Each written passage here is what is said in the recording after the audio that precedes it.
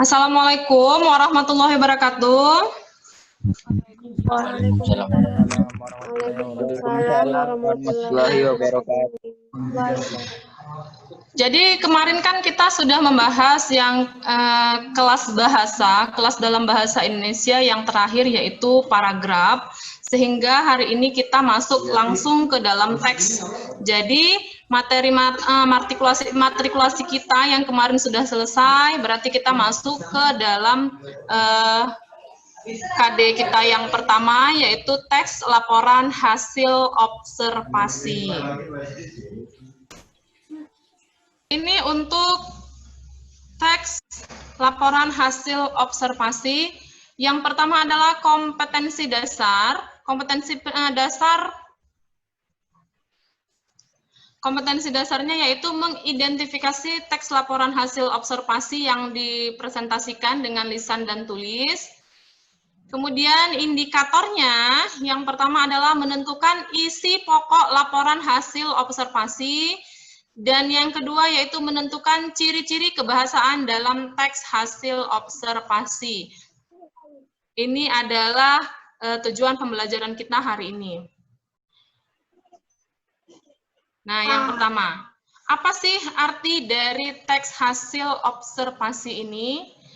Hasil observasi. Observasi itu artinya adalah pengamatan. Berarti di sini kalian dituntut untuk mampu memahami apa sih teks laporan hasil dari sebuah pengamatan. Berarti kalau kita lihat dari jenisnya, teks laporan hasil observasi ini dibentuk dari ragam paragraf seperti apa? Kemarin kita sudah bahas ada 5 buah paragraf. Yang pertama ada paragraf argumentasi, kedua ada deskripsi, kemudian ada narasi, kemudian ada persuasi dan eksposisi. Nah, menurut kalian kira-kira, kemarin kan saya sudah jelaskan, kalau kita sudah membahas tentang paragraf, kita naik ke dalam teks, berarti teks itu dibangun dari beberapa paragraf. Paragraf jenis apa yang bisa membangun teks hasil observasi? Setelah saya menjelaskan bahwasanya observasi itu adalah pengamatan, berarti teks yang berdasarkan pengamatan. Kira-kira teks laporan hasil observasi ini termasuk dibangun oleh paragraf apa? Ayo, satu orang. Kita mengulang kembali tentang paragraf kemarin. Paragraf deskripsi, Bu. Oke, bagus. Iya, jadi secara keseluruhan, paragraf yang membangun teks laporan hasil observasi adalah paragraf deskripsi. Nah, ini adalah ciri-ciri dari teks laporan hasil observasi.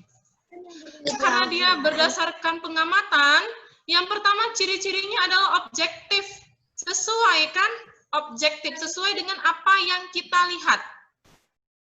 Penulisannya harus berdasarkan fakta yang ada saat kalian melakukan observasi tersebut. Tidak memihak. Tidak memihak siapapun, artinya ini adalah murni berdasarkan dari pengamatan kalian tersebut. Yang keempat adalah tidak mengandung dugaan atau mendapat pendapat yang menyimpang dari topik. Bersifat universal dan global, artinya mampu diterima oleh masyarakat banyak. Kemudian penulisannya secara lengkap agar tidak terjadi ketimpangan pada hasil yang disampaikan. Belajar teks hasil observasi akan membantu kalian dalam penulisan riset. Yang seperti kalian ketahui bahwasanya di SMA Unggulan CT Foundation kita akan melakukan riset. Jadi teks laporan hasil observasi ini akan membantu kalian dalam penulisan riset tersebut. Di sini adalah ciri-ciri dari teks laporan hasil observasi.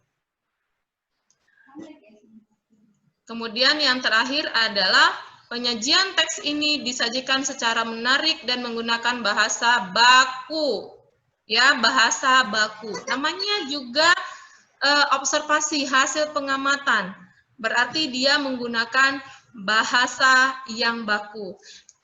Kalau saya mundur ke belakang tentang sebuah paragraf, ada beberapa paragraf yang kira-kira tidak harus dia menggunakan bahasa yang baku, yaitu paragraf narasi. Kenapa? Narasi itu kan ada bentuk sastranya, seperti novel dan cerpen. Nah, kalau dia berhubungan dengan sastra, sastra itu boleh tidak menggunakan bahasa yang baku. Ya, boleh menggunakan bahasa yang tidak baku. Nah, ini dia untuk struktur teks laporan hasil observasi. Sebelumnya, kemarin saya sudah mengirimkan modul untuk teks laporan hasil observasi. Dan saya pikir di kelas 7 ini sudah dipelajari. Di kelas 7 ini sudah dipelajari struktur teks laporan hasil observasi. Yang pertama untuk strukturnya adalah definisi umum. Definisi umum berarti secara global. Kira-kira apa yang akan kalian observasi di sini? Kemudian definisi bagian, berarti secara khusus bagian. Bagian-bagian apa saja yang kalian observasi. Dan yang ketiga, yaitu definisi manfaat. Artinya manfaat apa? Manfaat apa yang kalian temukan ketika kalian melakukan observasi itu. Kemudian yang terakhir adalah penutup. Nah, penutup ini bisa kalian berikan opini atau hasil dari observasi yang kalian lakukan tersebut. Nah, ini. Kemarin saya sudah memberikan satu buah teks observasi, yaitu narkoba menyerang generasi bangsa. Sudah? Jadi observasi ini, Nak, pengamatannya, walaupun dia berbentuk deskripsi, ingat ya, deskripsi itu bisa berbentuk deskripsi secara langsung, apa yang kita lihat, atau yang disebut dengan deskripsi fisikal, yang langsung dilihat. Kemudian ini, perhatikan, yang paragraf yang ini, deskripsinya ini melalui apa? Melalui data. Deskripsinya melalui data. Ada 5 paragraf di sini. Berdasarkan strukturnya, berdasarkan struktur yang 4 tadi, kira-kira manakah struktur yang pertama atau definisi umum dalam teks ini? Ini tidak saya bacakan karena teks ini sudah saya berikan kepada kalian. Saya berharap kalian sudah membacanya. Kalau kita baca di sini sampai selesai, kita akan menghabiskan waktu. Jadi saya sudah memberi nomor pada paragraf-paragraf yang ini. Kira-kira definisi umum terdapat di paragraf keberapa? Sama, Mem. Nomor satu, Mem. Oke, nomor 1. Sudah pasti. Namanya dia bagian utama. Berarti dia berada di nomor 1. Kemudian, untuk berikutnya adalah definisi bagian. Jadi definisi bagian ini, nanti setelahnya ada definisi manfaat. Kira-kira definisi bagiannya terletak di mana? 2 dan 3, Mem. 2, Nomor? 3, Mem. 2 dan 3, 2 dan? Mem. 2 dan 3. Dan yang keempat adalah definisi Manfaat, Mem. manfaat. Dan yang terakhir pasti penutup. Jadi lihat, yang di penutup ini kan tadi saya bilang, saya sebutkan bahwasanya di penutup ini kalian boleh memberikan argumen. Coba perhatikan di bawah ini, di nomor 5. Di situ dia menuliskan ada kata diharapkan. Ya, diharapkan kepada pihak terdekat, baik keluarga maupun kerabat, dapat membawanya ke panti rehabilitasi narkoba agar tingkat ketergantungan dapat dikurangi. Nah, ini pastinya ada hubungan dengan kalian. Mudah-mudahan teks ini bisa memberikan gambaran kepada kalian betapa narkoba itu sangat menyeramkan. Berikutnya adalah aspek kebahasaan. Aspek kebahasaan di dalam teks laporan hasil observasi yang pertama adalah frase verba dan frase nomina. Saya pikir untuk frase verba kita sudah belajar kemarin. Frase itu berarti terdiri dari dua buah kata, satu atau dua buah, lebih dari satu, dua atau tiga. Kalau nanti tiga ke atas berarti sudah masuk nanti dia ke klausa. Ya, frase verba dan frase nomina. Verba adalah kata kerja, nomina adalah kata benda. Jadi frase kata kerja dan frase kata benda. Nah, ini yang berikutnya adalah afiksasi. Apa itu afiksasi? Afiks artinya imbuhan. Imbuhan, morfem yang harus terikat. Menggabungkan morfem bebas dengan morfem terikat, itu adalah proses afiksasi. Jadi afiks itu adalah imbuhan sebuah morfem yang terikat. Kenapa dia disebut dengan morfem terikat? Kalau dia berdiri sendiri, dia tidak memiliki makna. Berarti dia harus diikat dengan si morfem bebas supaya si afiks tersebut memiliki makna. Makanya dia disebut dengan afiksasi, proses penggabungan morfem bebas dengan morfem terikat. Contohnya adalah melarikan. Lari adalah morfem bebas, mekan adalah morfem terikat, atau kalau di afiks disebut dengan gabungan antara awalan dan akhiran, maka dia menjadi lari ditambah mekan menjadi melarikan.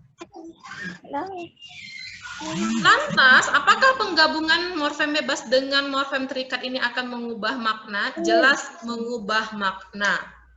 Jelas mengubah makna, walaupun makna yang diubahnya tidak berlainan, tidak menyimpang dari arti morfem bebas. Contoh ya, kata melarikan. Lari itu adalah gerakan jalan cepat. Jadi kalau ditambah mekan, melarikan, berarti ada sesuatu yang dia larikan. Ada benda yang dia larikan. Misalnya, dia melarikan pensil itu. Tapi kalau kita berikan imbuhan disamakan, dilarikan, nah, dia sudah mengubah menjadi kalimat pasif. Dilarikan berarti sudah dibawa lari. Sementara melarikan sedang dibawa lari. Jadi dia mengubah makna pasif dan aktif dari sebuah kata lari. Nah, untuk afiksasi ada jenisnya. Jenis berdasarkan letak dan posisi. Yang pertama disebut dengan prefiks. Prefiks berarti berada di awal. Jadi afiks jenisnya yang berada di awal disebut dengan prefiks. Ya, apa saja yang di dalam prefiks ini? Ada ber, ada se, ada me, ada di, ada ke, ada per, dan pe dan ter. Jadi lebih enak kalau kalian menyebutnya bersemedi keperpeter. Nah, ini adalah salah satu jenis prefiks. Berdasarkan fungsinya, perhatikan.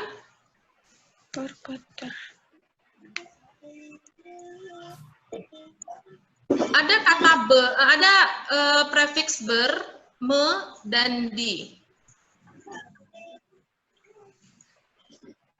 Di sini prefiks ber, me, dan di ini membentuk kata kerja. Kakak artinya kata kerja. Ya, membentuk kata kerja. tidak ada kata yang memiliki prefiks ber-me di itu menjadi kata sifat, kata benda. Tidak ada ya. Apalagi keterangan. Apalagi keterangan. Ya, karena ada di situ. Ya, beda di menjadi afiks, beda di menjadi kata depan. Jadi ini dia membentuk kata kerja. Positif ya, positif pasti bermedi itu membentuk kata kerja, hanya saja kalau si me ini membentuk kata kerja aktif, sementara ber dengan di itu membentuk kata kerja pasif. Bermain dan dilihat itu adalah kata kerja pasif.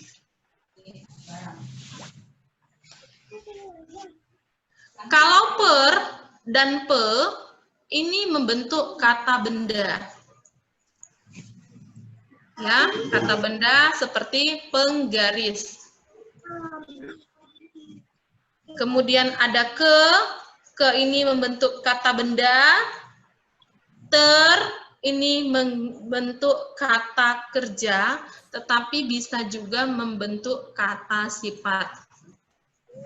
Contoh kata sifat di situ sudah ada tercantik, terrajin, berarti paling cantik, paling rajin.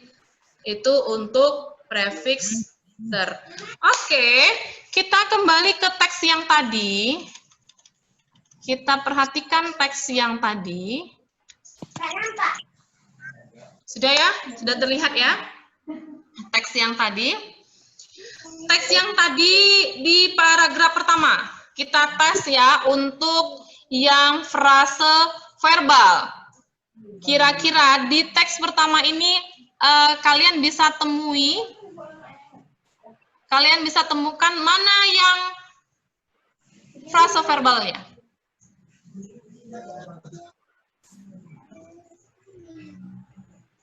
Satu orang bisa jawab, manakah frase verbal yang ada di dalam paragraf pertama?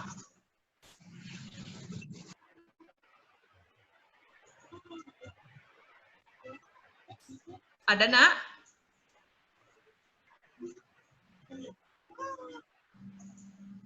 Ayo.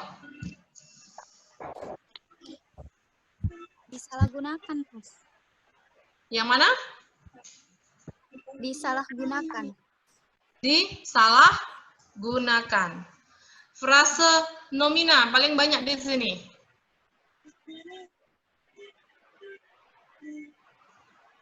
Bahan berbahaya. Bahan bahaya. Frase nomina. Ya. Kemudian prefiks. Kita lihat prefiks. Banyak, adakah kalian temukan prefiks di sini?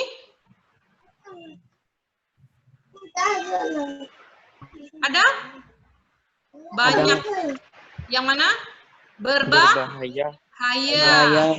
Merupakan. Dikonsumsi. Iya, dikonsumsi. Oke, kita tadi kan kembali ke teks. Untuk membahas kebahasaannya, kemudian selain prefiks, apa saja lagi yang ada di dalam afiksasi berdasarkan letak posisinya? Yang berikutnya adalah infiks. Infiks artinya sisipan. Dia letaknya di tengah. Ya, dia letaknya di tengah. Apa saja jenis infiksnya?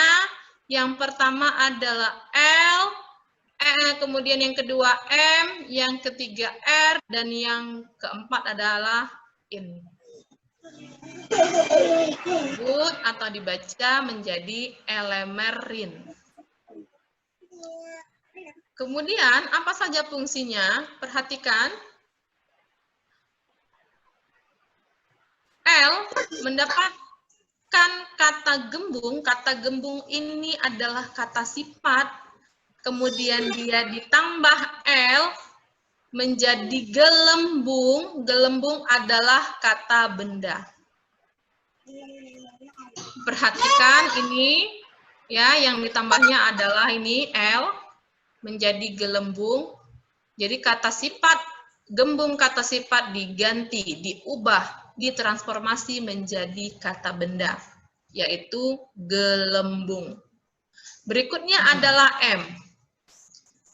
Perhatikan M ini diberikan kepada si getar. Getar ini adalah kata benda menjadi gemetar. Gemetar adalah kata kerja. Berikutnya ada R. Ada R. R ini diberikan kepada kata gigi, kata benda, menjadi gerigi. Gerigi tetap menjadi kata benda, tidak mengubah kata tersebut. Kemudian in, kerja, kata kerja, menjadi kinerja. Kinerja adalah kata benda. Ini adalah jenis-jenis infix. Berikutnya adalah sufiks. Sufiks atau akhiran. Ada i, ada kan, ada an, dan adanya. Dibaca menjadi ikanannya. Apa fungsi dari akhiran ini? Contoh ada i dan kan, yaitu kakak, membentuk kata kerja, pukuli, bacakan. Tapi ingat, akhiran i dan akhiran kan ini akan mengubah kata kerja itu menjadi kata kerja pasif. Pukuli dan bacakan. Ini adalah kata kerja pasif. Kemudian an dan adanya. Timbangan ramainya. Dan yang terakhir adalah konfiks. Konfiks atau gabungan antara awalan dan akhiran. Bukan berarti semua awalan itu, semua akhiran itu bisa digabung. Jadi di dalam konfiks itu yang bisa digabung hanyalah pe dengan an, per dengan an, ber dengan an, se dengannya, ke dengan an. Perhatikan. Ini belum tertulis, ada satu lagi, me dengan kan, di dengan kan. Ya. Fungsinya. Perhatikan, ada dengan pe-an, menjadi kata benda. Ya, mengubah kata kerja menjadi kata benda. Kemudian peran, perhatikan, sama seperti peran mengubah kata kerja, mengubah verba menjadi nomina. Kemudian beran tetap menjadi verba, berdatangan, kemudian sedengannya, yaitu membentuk adjektiva atau kata sifat sebanyak-banyaknya, secantik-cantiknya, sedalam-dalamnya. Kemudian ada konfiks ke dengan an, membentuk adjektiva juga, yaitu kepanasan. Kemudian dia bisa juga menjadi kata kerja atau verba, yaitu kelihatan. Nah, dia juga bisa membentuk kata benda, seperti keuangan. Nah, kalau dipertanyakan, kenapa kalian harus mengetahui apa fungsi dari afiksasi? Dalam beberapa soal nanti akan kalian temui, misalnya, di dalam soal itu ada sebuah kalimat, nanti ada option pertanyaannya seperti ini. Kata yang memiliki fungsi yang sama dengan kata berimbuhan pada kalimat tersebut terdapat dalam kalimat berikut ini. Misalnya seperti itu. Itu banyak ditemui di beberapa soal. Jadi kalian harus tahu fungsi dari afiksasi ini. Nah, ini kombinasi afiks. Ya, ini kombinasi afiks. Contohnya keberhasilan, kemudian penyelesaian. Hati-hati dengan kombinasi afiks ini. Kadang, karena kalian perhatikan dia bisa dipakai kemana saja, kadang kombinasi afiks ini bisa menyebabkan kontaminasi. Artinya, berlebihan dalam penggunaan afiks dalam sebuah kata.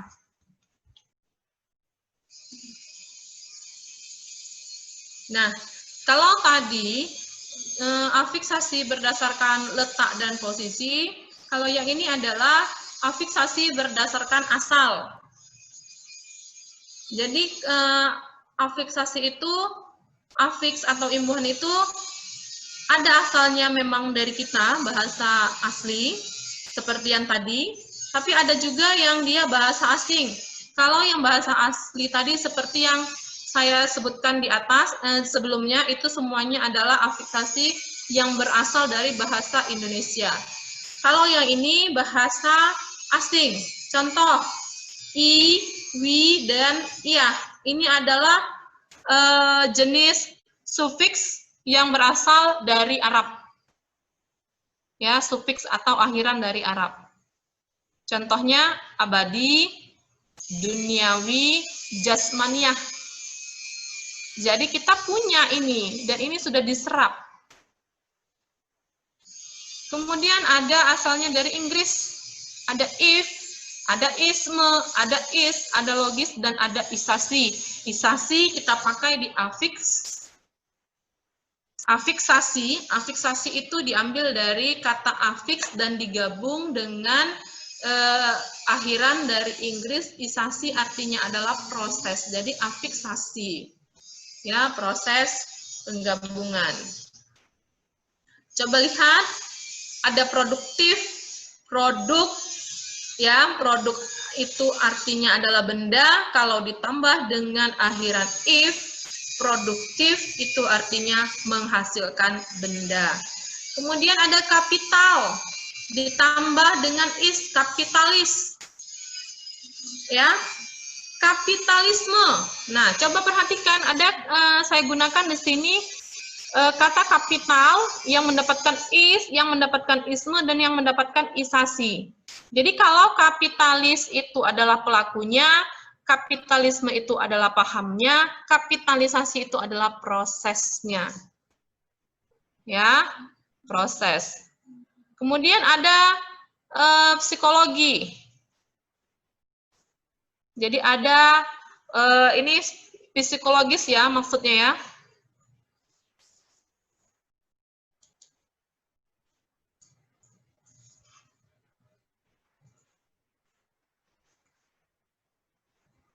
Oke, di sini ada psikologis. Kemudian, karena ya.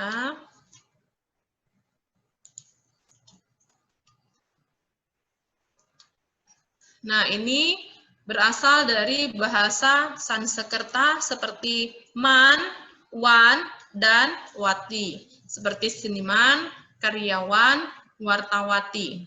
Jadi ini adalah imbuhan afiks yang berasal dari bahasa asing. Nah, seperti yang saya sebutkan tadi, ada kontaminasi afiks. Artinya ada yang tidak tepat penggunaan afiksnya. Contoh, memperkan dan diperkan, yaitu kata sifat ya, memperlebarkan. Kenapa dia salah? Kenapa dia salah? Yang benar itu adalah melebar dan lebarkan. Ya. Memperlebarkan itu salah. kata dasarnya adalah lebar. Kalau perlebar boleh? Boleh. Perlebar. Lebarkan. Memperlebarkan itu salah. Kemudian ini, dipelajarkan. Jelas salah. Yang benar itu dipelajari. Atau diajarkan. Nah, seperti yang kita ketahui tadi, di dalam prefix itu tidak ada yang namanya pel. Ya, tidak ada yang namanya pel. Karena ini dipelajarkan atau dipelajari ini, perhatikan, kan kata dasarnya adalah ajar. Sementara di prefix kita tadi tidak ada awalan pel. Yang ada per dan pe. Kenapa ada awalan pel di kata ajar? Ini pengecualian kata ajar dan untuk ber juga. Maka pengecualian untuk kata ajar ini ada pelajar atau pelajari dan ada belajar, bukan berajar, tapi belajar. Pengecualian untuk kata ajar, maka yang benar belajar, bukan berajar. Atau pelajar, bukan perajar. Ya, pengecualian untuk kata ajar. Nah, ini juga salah. Mempelajarkan, yang benar mempelajari atau mengajarkan. Mengenyampingkan juga salah. Kenapa? Jadi, nanti kita akan sebutkan, nanti saya akan jelaskan tentang penggunaan awalan me pada KT dan SP. Arti fungsinya, perhatikan. Ada sebuah soal di sini. Bom meledak di depan kedutaan Australia. Ada kata kedutaan di sini. Kata berimbuhan per-an yang sama maknanya dengan kata berimbuhan ke dan an pada kalimat di atas terdapat pada kalimat yang mana? Kira-kira jawaban kalian yang mana? Dari A sampai E. Ada kata perlakuan. Kedua anak yatim itu mendapat perlakuan yang tidak selayaknya. Yang B, para artis selalu mengenakan pakaian mengikuti perkembangan mode. Ada kata perkembangan. Yang C, perbaikan jalan di desa itu dibiayai oleh pemerintah. Dan yang D, permukiman penduduk di bantaran sungai itu selalu dilanda banjir. Ada kata permukiman. Dan yang E, orang yang beragama tidak akan melakukan perbuatan yang amoral. Kira-kira dari A sampai E yang sama maknanya dengan kata kedutaan yang ada di kalimat bom meledak di depan kedutaan Australia yang mana? Jadi jawabannya adalah D. Kenapa? Karena kedutaan itu adalah menyatakan tempat, sehingga manakah kata yang mendapatkan imbuhan awalan dan akhiran yang membentuk kata benda atau kata tempat, yaitu permukiman. Jadi jawabannya D. Ya. Untuk selanjutnya, saya akan memberikan slide ini kepada kalian melalui psikologi, karena waktu kita sudah habis. Sampai di sini pertemuan kita. Assalamualaikum warahmatullahi wabarakatuh. Waalaikumsalam Semangat warahmatullahi juara. wabarakatuh.